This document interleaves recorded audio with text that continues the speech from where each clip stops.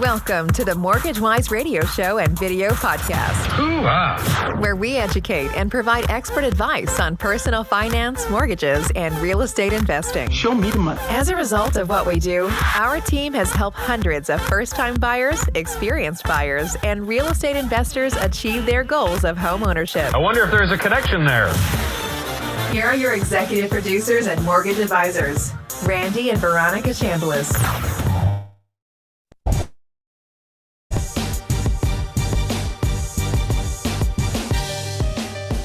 All right. What up? Welcome, everybody. We are getting this started. I am Randy Chambliss. Let me get this screen share off. Make sure you guys can see me okay, hear me okay. Veronica, can you hear me okay? Yes, I can. Can you hear me? I hear you loud and clear. Beautiful. Thank you, ma'am. You're welcome. All right, guys. Well, listen. Welcome to today's episode. I'm Randy Chambliss. I am the executive director of Louisiana Housing Authority, and also I'm a corporate branch manager with Geneva Financial. And I have on the other side of the computer screen, I am Veronica Chambliss, and I am the Director of Housing with Louisiana Housing Authority and a corporate branch manager with Geneva Financial. Awesome. So, guys, today we're going to just jump right into this topic. On this episode, we'll discuss real estate investing. So you'll discover the 5 critical things you must understand before investing, or you'll lose a ton of money and friendships. So we'll share some of our past and current experiences so you can be confident in your real estate investing career. There you go. We didn't see that happen so many times. You know, people losing money, some people losing friendships, but we also seen a lot of people win. So we just want to make sure that you guys are armed with that proper information, right, that you can use to be able to ensure your success when you're investing in real estate.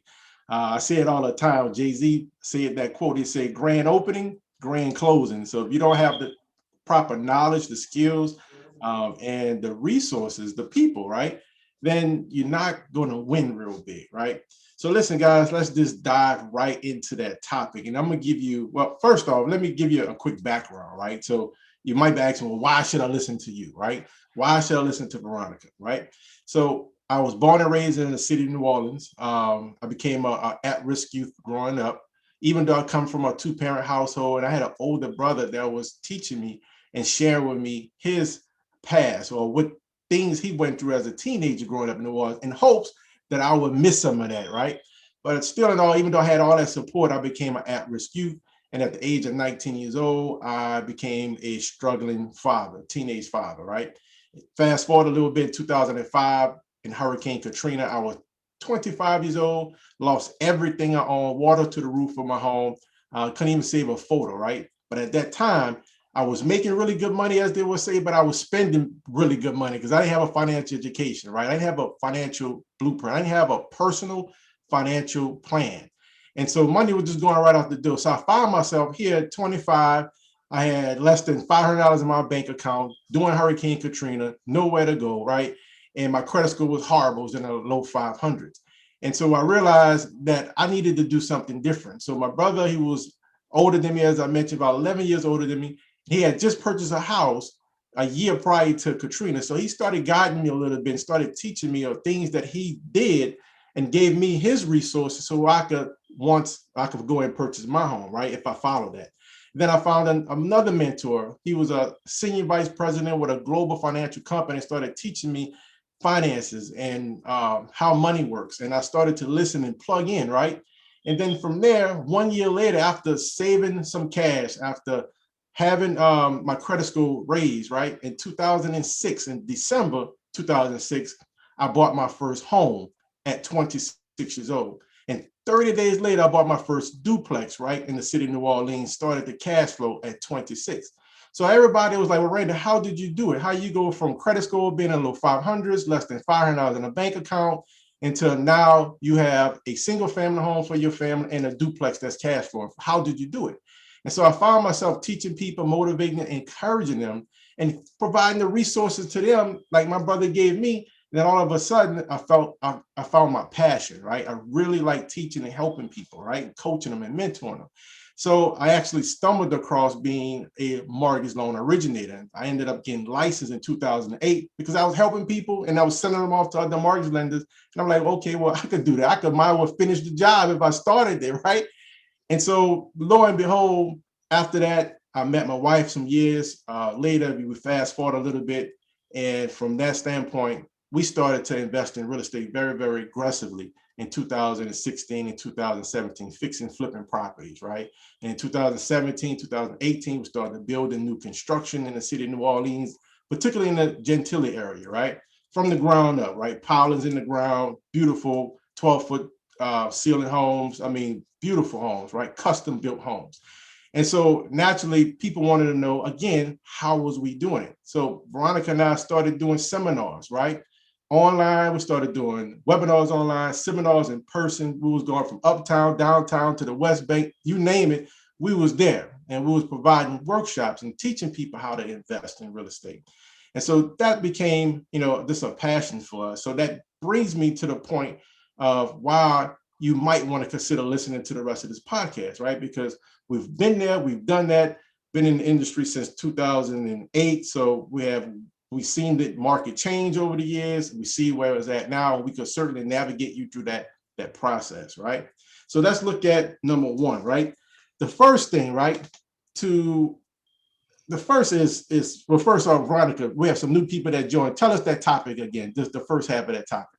Okay, so we're going to talk about real estate investing, the 5 critical things that you must know before investing in real estate so that you don't lose a ton of money or friendships. There you go. So number one is, what's your investment strategy, right?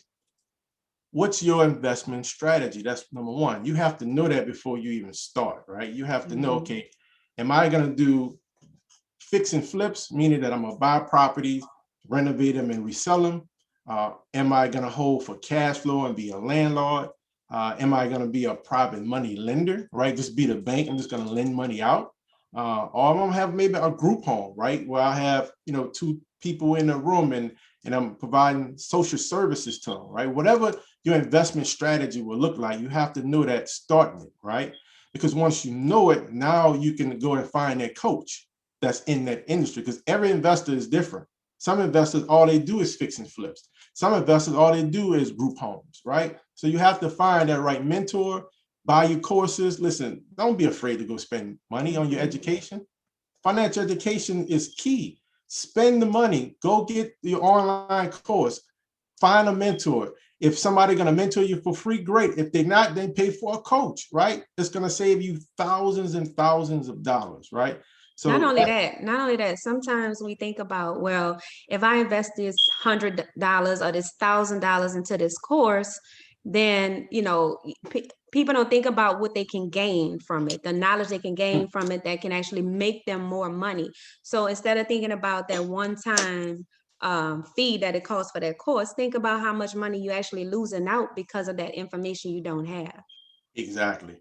And we say it all the time, Veronica, is that, some people just haven't clicked over to that success yet.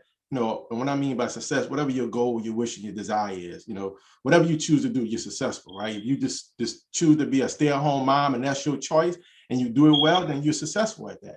So whatever it is, right? If you choose it, go ahead, Veronica, you getting ready to say something? No, I was about to say that's true. I mean, for me personally, it took me a while to say, okay, well, let me buy this course. You know what I mean? I had to get into the proper mindset by working on myself to say, okay, well, if I don't invest this money, I'm potentially losing a lot of money, right? So it takes time to get there, Absolutely, because it's the fact that, people haven't clicked over to that success rate most of the time because it's just information they don't know. That's it.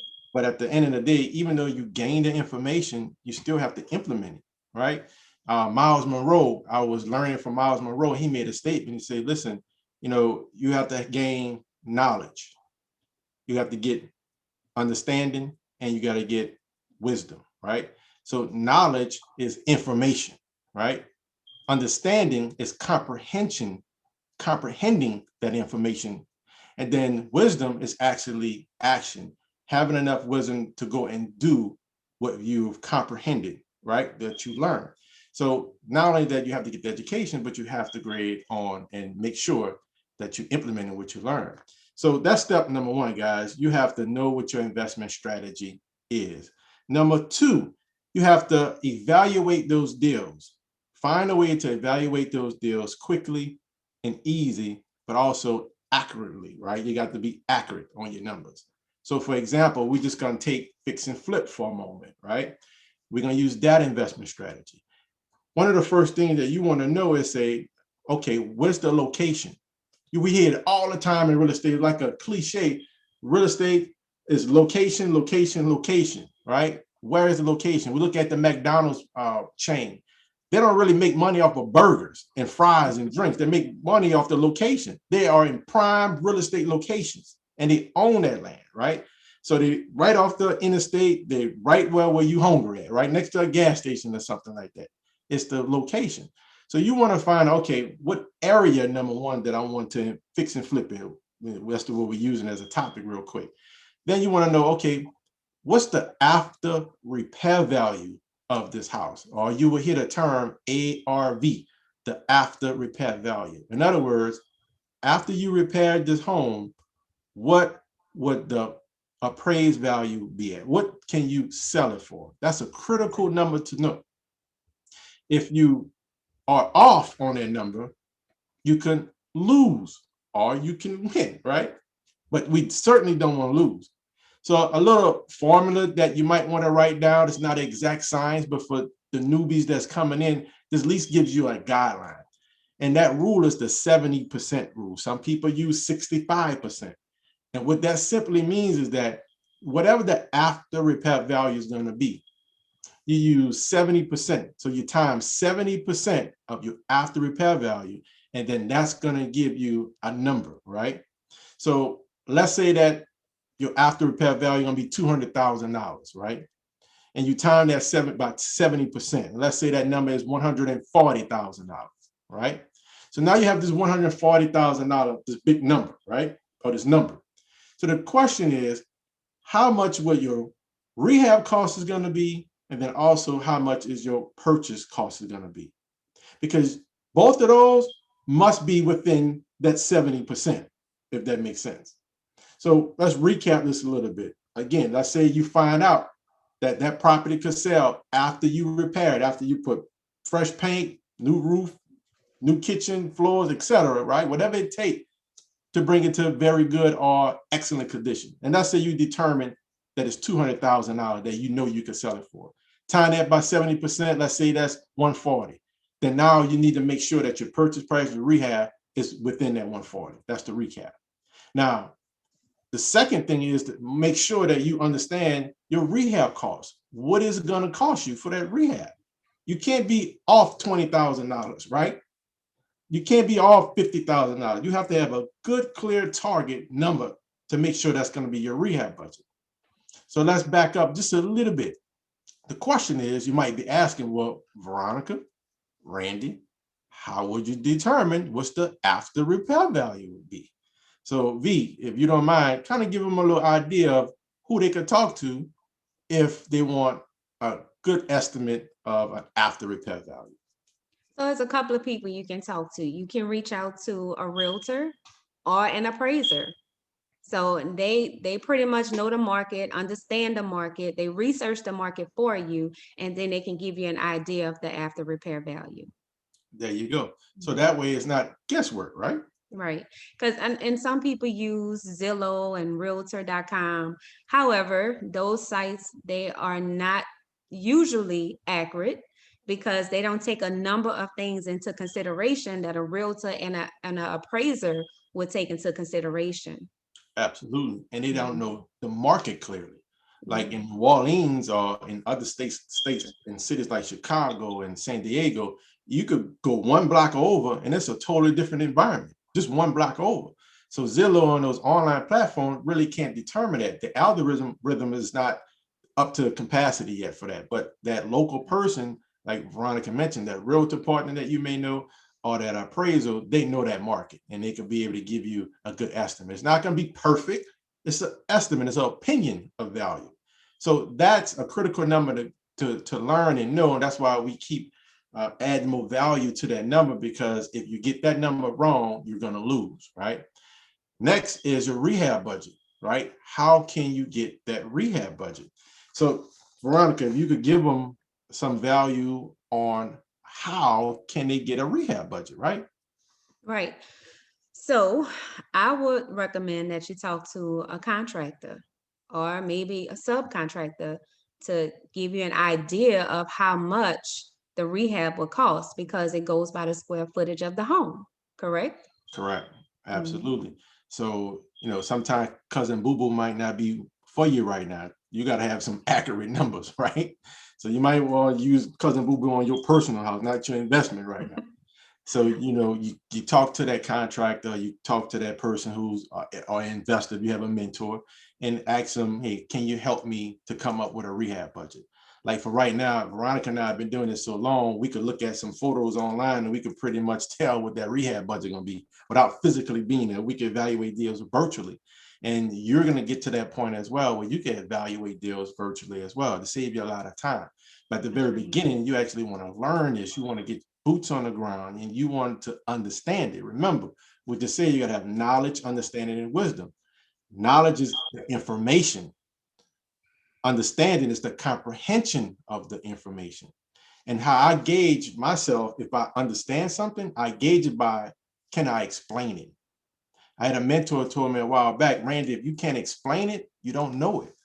So that's how I gauge it, by actually comprehending it, and I perceived it well, by if I can teach it to somebody else. So I'll say that to you. If you can't teach how to find the after repair value, then you need to keep studying it. If you cannot teach how to come up with a rehab budget, then you need to keep studying, right? And so that brings us to the third part, right? The third part is what are some. Go ahead. Well, before we go to the third part, Sure. I want to say the importance of knowing your after repair value is because the money in real estate is made in the beginning. It's made up front. Mhm.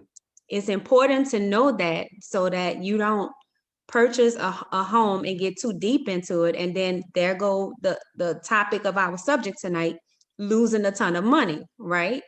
So that's why it's critical to understand that number. Absolutely. Because at the end of the day, let's say that I'm gonna give you an example. I was working with an investor, maybe, I don't know, 2015, 2016. And so he was on the West Bank of New Orleans in the Woodmere subdivision. And he was just buying homes, wasn't evaluating the deals. He wasn't properly.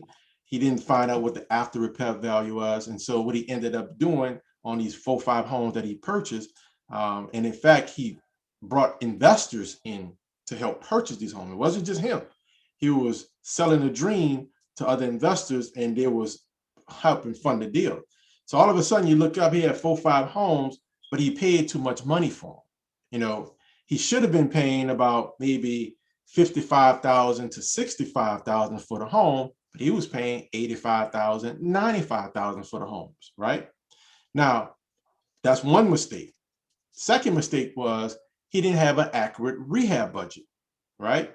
He was just going in there guesstimating, and this guy was a licensed contractor. Like, hear me out. This was a licensed contractor that had a lot of experience, right? But there's a difference between investing in real estate and actually doing contracting work. There's two different fields, right? Two different skill sets. And so what he was doing is he thought he knew how to create a rehab budget for an investment property.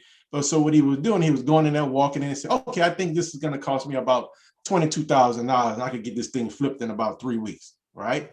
Well, lo and behold, he get in there, start getting the work done. Now, the deal is closed, right? The seller's paid off. The seller got their money. They received their funds. They out of here. They in La La Land in Hawaii somewhere, right? So now he's bringing in the contractor, well, his team, his subs, to come in and evaluate, and come and rehab the home.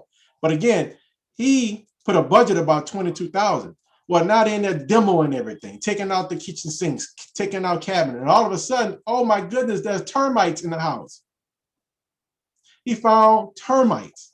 This was in multiple houses. So now all of a sudden, the rehab budget goes from $22,000 to $22,000. Now that rehab costing them $35,000, $40,000 for the rehab. But remember, he only had a $22,000 rehab budget, which means that now he have to make that stretch. So now he's buying inferior products to put in the house. He's getting the cheapest labor out that he could find. And the labor is coming in doing horrible work. So now all of a sudden he have inferior products. The sink is inferior. The bathroom faucet is cheap. All the things are falling apart. The work craftsmanship is horrible. So finally, after he stretched as much as he can, robbing Peter to pay Paul, he put the houses on the market.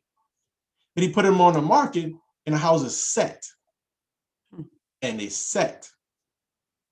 And they set. And they set because, one, he was asking too much for it, number one. Because he had to recoup some money, right?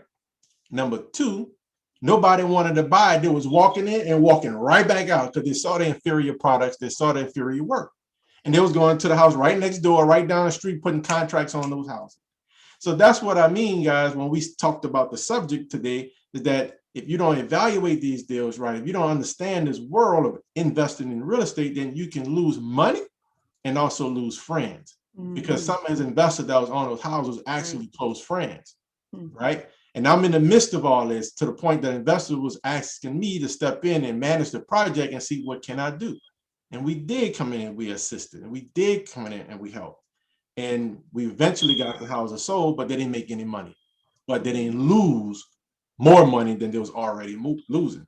So I wanted to share that story because it's critical, because I don't want you guys to be in that position. I want you to start the race knowing that you can win. I want you guys to know Veronica and I, we're here. You know, we can assist if you need some help, right? And so having said that, let's move to the next point. Number 3 is, what's some ways that you can finance your deals, right? So remember, we talked about as different investment strategies. One, you could be doing fix and flips. You could be holding for cash flow as a landlord. You can have a group home. What else? You could be a private money lender, right? You the bank. So you have all these different strategies and even other strategies that you can use. But the question is, how would you finance these deals? Well, there's a couple of ways you can finance it. Number 1, obviously, is cash, right? Cash is king, right? So if you have cash, guess what? You can run it all day. Or some people say credit is power, right? So you might have credit and you might could go and get you a hard money loan for investors. And I say a hard money because the overwhelming majority of banks you go to, those blockbuster banks on the corner of a major intersection, they are not going to lend you the purchase price and a rehab budget. It's too risky for them. The house has to be in moving condition. They're not going to give you a rehab budget. So if you don't have the cash, then you may have to consider going with hard money. Hard money is for investors. It's called hard money because the money is a little bit more expensive, right? You may be paying maybe 10% interest rate APR up to 15% interest rate APR. You might be paying 4 origination points, right? And the reason why it's hard money and this is a little higher because it's short-term loans. It's only like maybe 12 months for that loan product. So the investor is not having 30 years that they could gain interest off. So that's why they condense and say, hey, we're going to pay 4 points, 12% interest rate. But at least that gives you the cash to go in and make that deal and make some money. But the question is, if you don't do the deal, you're going to lose out of $50,000 profits. But if you do the deal, then you can pick up that $50,000 profit, right? So you have to weigh your options. So number 1, all cash. Number 2, you might want to look at some hard money. We do have hard money available as well. And then 3 is going to be your IRA, right? Most people don't realize that you can invest in real estate with your IRA. You have to roll it over to a self-directed IRA. You don't have to use it for paper assets, stocks and bonds and mutual funds. You can control it, right? You talk to a self-directed IRA custodian. You tell them what you want to do. They can roll that money over, right? There's no penalties involved in it. There's a little fees, obviously, but there's no penalties involved because you're moving into an IRA. So now you have checkbook control, we like to call it in the industry. So if you have an IRA you've been having for years, you have $250,000 in there, $500,000 or $1 million or even $100,000, it doesn't matter. Now you have full checkbook control. So when you come across that deal, right, that maybe that wholesaler have, or maybe a REO at a bank, all you have to do is stroke a check. Boom, it's paid for. You need your rehab costs, stroke your check from the IRA. It's paid for. Now, keep in mind, the proceeds, the profits, right, goes back to the IRA as well. It keeps building up the IRA portfolio. So you have cash, you have hard money, you have your IRA, and then you have seller financing, right? So the seller could actually finance that deal for you if they're not that motivated to get out of the house, right? So that seller may have the house free and clear, or they may have a small mortgage on it. Well, you could ask the seller with an option and say, listen, would you mind holding the note? So you may have a friend or colleague or somebody or family member that have $20,000 just got from an attorney or something, right? From an accident or something, right? They're gonna go blow their money on a new car, and they might give you that $20,000, have the seller finance the deal, and now you have both things going on. You have control of the house, you have the money to rehab it, put it on the market, and you can sell it. So those are some financial options that you can use. Number 4, right? So we're moving on to number 4. Veronica, remind everybody, what's the topic for the day? So the topic is we're discussing real estate investing, 5 critical things you need to know before investing in real estate, losing a ton of money, and friendships. All right. Thank you, ma'am. You're So welcome. that number 4 is how to find the right acquisition team, rehab team, and your sales team, right? Those are some critical teams. Again, acquisition. Those are the ones that's helping you to acquire that property, right? Looking for these deals off the market. In our personal experience, if the deal is on the market, meaning that a realtor have it listed on MLS, it's most likely probably not a deal right now for you. So you have to be educated enough and be strategic to be able to find these properties before it goes on the market. That's where your deals are made. For example, somebody might have a new job in a different state. They're starting that next week or in 3 weeks, and they can't afford to pay rent or a new mortgage in that new state where they have their job in and pay the mortgage in your area. So they're motivated to sell. So you may be able to find that person and be able to work a deal with them before anybody else know about it. That person could have inherited a property. Most people don't want to be a landlord. It's too much for them. They're too busy. They don't want to deal with the tenant. They don't want to deal with the headache. So now all of a sudden they inherited this property. Only you know about it, and you can work a deal with them before it hits the market. Unfortunately, somebody might be in foreclosure, right? Or in the pre-foreclosure stage, and they're going to lose their house at the sheriff sale. Well, you might be able to find that person before the sheriff auction, work out a deal with them, and you get what you want, and they get what they want. They get to save their credit. They get to fight another day, and you get a discounted property. So there's different strategies and different ways that you can find these properties off the market, but you got to have the skill set, and you got to have that acquisition team that you can trust, who's skillful, that can help you to find these properties. Next is that rehab team, right? A lot of time people fail, and we see this all the time because the contractor, number one, can't give you a bid. You've been asking the contractor to give you a bid for 3 weeks. You didn't call 3, 4 of them. 4, 5 contractors, only one gave you a bid, and his bid or her bid high is all outdoors, right? We experienced that when we bought our home. That's We had 12 contractors, we called. Say that 12. again? We had 12. How many bids we actually had? I think it was what? 2 at the moment? It was one? And one other one was verbal. He verbally told us. Then one of them called us back, 2 weeks later, hey, y'all ever found somebody? Oh yeah, we finished. But you're gonna experience that, guys. You have to know that going in, right? Yeah. And so, and all of a sudden you have the contractor, that the one that give you the bid and the one that actually you start with. Now all of a sudden him or her dragging their leg, right? It was supposed to take 2 weeks, now it's 4 weeks. 4 weeks turned into 6 weeks. 6 weeks turns into 12 weeks. Next thing you know, it's 6 months down the road. And that can cost you a lot of money too. That's right. Like a project we had, the market shift while we were in the middle of renovating it. That's So right. we got a little bit less than what we were planning for. That's right. Because the contractor took too freaking long, right? Oh, But those are the learning experiences that we had to grow through. Those are the pain that we had to fight through. And we finally found our team members, right? That we can trust, that's quick, fast. They think, like if I'm not on the property with me and Veronica doing these loans, and I know that they able to think, right? But it's gonna take you a while to get there. So you just have to know that, right?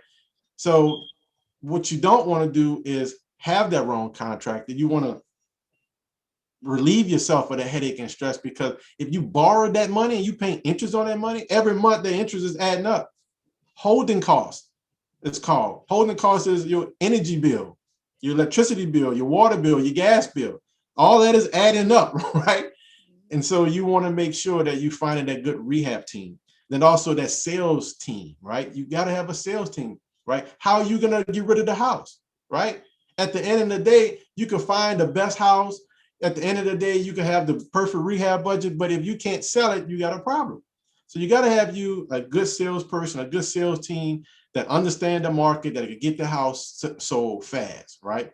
And so that brings me to the last one, number 5, how to sell your property fast, right? Like how can you make sure you put yourself in the best position to get rid of that property, right? And so you might be thinking about, okay, well, what type of competition I have that's on the market currently? If the market, like in my general area, the next 2 blocks, 3 blocks, maybe half-mile radius, quarter of a mile radius around my home, are they having landscape in the front? Do they have a little garden out in front, right? What type of floors are they using in their homes? What type of cabinets are they using? What type of color paint they're using, right? You want to kind of figure out, okay, what's working? If you have a house that's been on the market and it's been sitting 3-6 months, right? You might say, okay, I don't want to look at that house, but this one sold in 2 days. Okay, well, what did they do different? Oh, they had tile floors in the bathroom. I like that, right? So you want to kind of look at your market and see what's selling, what people like, right? Because times change, right? yeah. So you really want to have about 4 to 5 wow factors in your home. And you have to know, like Randy said, you have to know your competition, what's in the market, what they're looking for, what's drawing people to it. Like, why did this home sell faster than this home? So stuff like that. And a wow factor would be for women, of course, for me, would be the kitchen and the bathroom, right? That's 2 right there. That's 2 right there. Then you Right. have the landscaping, maybe your primary bedroom, and what's another one? It could be the floors. The floors, yep. Right. So I hope you guys got that, right? Received that. At least 5, right? 5 wow factors, right? And so now when people walk in the house, they open up first they pull up, right? They see the landscape and they're like, wow, this is lovely. I love the landscaping. They open up that door. Wow, look at the floor. These are beautiful floors.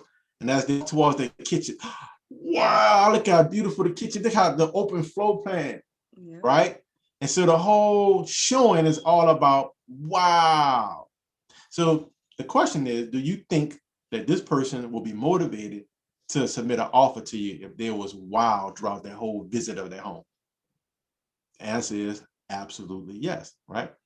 And then also you want to be pre-selling your property, right? You don't have to wait till the property is completely done before you start marketing it. You don't have to. And I recommend you start pre-selling. Do some photos, right? Take some photos of the stages of the rehab. Do some videos. You don't have to show your face, just show the activity what's going on of the stages, right?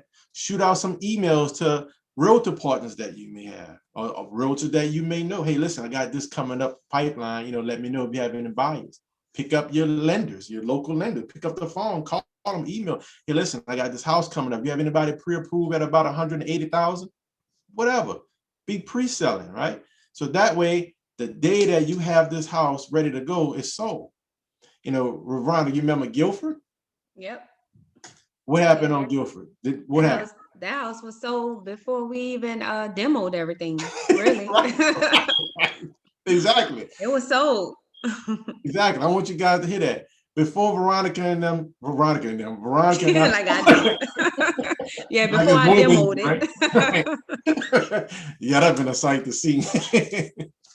So, I think that's a good idea. The next one we do, I think so. Yeah. With a hammer and start doing some demo. I like that idea. And so when we, before the first hammer hit the sheetrock or the drywall, we had the house sold. It was fortunately for us that we purchased this house as an REO. So the buyer had actually bid on the home during the REO process, right? The auction, but they missed out on it. We ended up, but they still loved the home. And so once we started marketing, we're telling people what's going on. We stumbled across the lady, and the lady was like, "I want it. What y'all gonna do to it? I love it. How much I want? Done. Contract." Before we even started. But that's the position that you want to be in, guys. Now, does that happen all the time? No. But it happens. Right now, we're in a market where the market is starving for inventory. So if you have a nice product right now in a good area, that house is sold. I read an article the other day that every good home have like 12 offers that's on it. Yeah. So we encourage our investors right now, like if you are a landlord and you just sick and tired of being sick and tired, then this might be an opportunity for you to sell and pick up some cash, right? Because the house that you may have could sell pretty quickly. So Veronica, did you want to add anything to it as we kind of move to the next topic? No, I think we pretty much hit everything. Awesome. Well, listen, guys, we always do like a quote of the week, right? And so today's quote is going to be, "You have not because you ask not." I'm going to say that again. You have not because you ask not, right? Like, be honest with yourself. Have you ever asked and say, you know what, Most High God, I want to pray humbly to you and ask you, can I be debt free? I would love to be debt free. Don't owe no man anything. The scriptures say don't owe no man anything, right? Debt free. Have you asked that yet? Have you asked to have your living expenses at a minimum? Have you asked for a good relationship with your spouse and your children and your family members? Have you made that request known yet? Have you asked for, I don't know, $10,000 a month income? Have you asked that? Again, the quote of the week is, you have not because you ask not. What if you could have it and the only thing that's missing is just you asking? So listen, guys, I'm Randy Chambliss. You can find me on social media at Mr. Randy Chambliss on Facebook and also on Instagram. My direct number is 504-270-2783. You can find me at randyknowsmortgages.com. And Veronica? And I'm Veronica Chambliss. You can find me on social media, Facebook and Instagram, Veronica Chambliss. My cell phone number is 504-715-4388. And my website is VVEE-knowsmortgages.com. Awesome. Well, listen, guys, you enjoy the rest of your night on purchase, and on purpose as well. So, guys, we are out of here to the next episode. God bless and have a great day on purpose. Take care. That brings today's show to a close. Oh, come on! Thank you for listening to the Mortgage Wise radio show and video podcast. If you enjoyed this episode, feel free to share it with a friend and subscribe. Please follow us on YouTube, Instagram, and Facebook at the Mortgage Wise Radio Show. If you want to learn more about what we talked about today, give us a call at 504-270-2783. Or to view our podcast library, please visit our website, themortgagewiseradioshow.com. Autobots, roll out. Until next time, choose to have a great day on purchase, Mortgage Wise friends. Go home.